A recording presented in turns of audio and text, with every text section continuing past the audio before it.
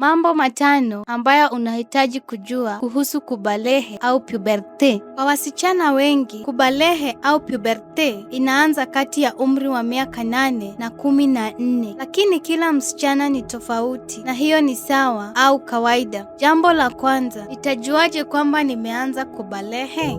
Kabla ya kuanza kuona mabadiliko kwa nje ya mwili wako, utakuwa mabadiliko yanayotokea kwa ndani ya mwili wako. Ovari zako zitaanza kutoa homoni na hiyo itaonyesha kwa mwili wako kwamba ni wakati wa mabadiliko mengine kuanza. Hii itaanza kutokea kati ya umri wa miaka 8 na 11. Jambo la pili, kwa nini niko na upele kwenye chuchu au kifua yangu? Hiyo inaitwa upele ya liziba au matiti, na maana yake ni kwamba homoni zako zinatuma ujumbe maziba yako yaanze kukua. Kifua yako inaweza kuwa na maumivu kidogo na kuwa laini. Vipele kwenye kifua yako itakomaa na kuwa maziba. Unaweza kugundua vipando ya maziba kati ya umri wa miaka 9 na 14. Jambo la tatu, kwa nini napata nywele mpya? Hii inaitwa mafuzi ama nywele za sehemu ya siri. Wasichana wamoja wanaanza kuota mafuzi mbele ya vipando vya maziba na wengine wanaanza kuota mafuzi baadaye. Kila mtu iko tofauti na hii ni kawaida kabisa. Utaota nywele chini ya makwapa yako na kwenye eneo lako la siri, buchi yako. Utaanza kuona nywele katika sehemu zako za siri kati ya umri wa miaka 8 hadi 16.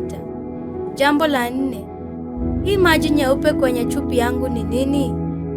Miezi chache mbele ya kuanza sikli yako, utagundua utoaji wa maji nyeupe au kioevu ya wazi au maziwa kwenye chupi yako. Hii ni jambo la kawaida kabisa. Utoaji ni namna nzuri kabisa ya mwili wako kuiweka uchi wako safi, iliyotiwa maji na iliyolindwa dhidi ya maambukizi na uchokozi. Kwa hivyo, ni kawaida kuwa na kiasi fulani ya hiyo.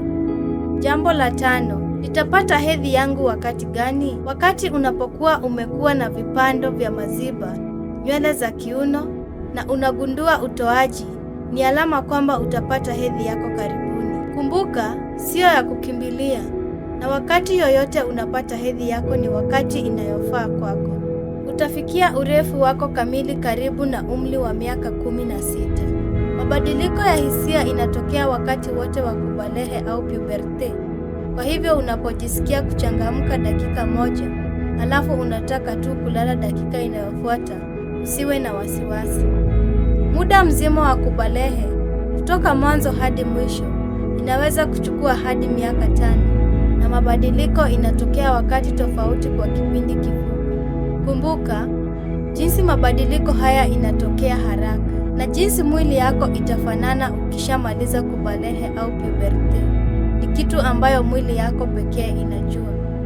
Furahia mwili yako jinsi ilivyo leo. Kisha miezi chache, furahia mwili wako jinsi itakuwa wakati hiyo.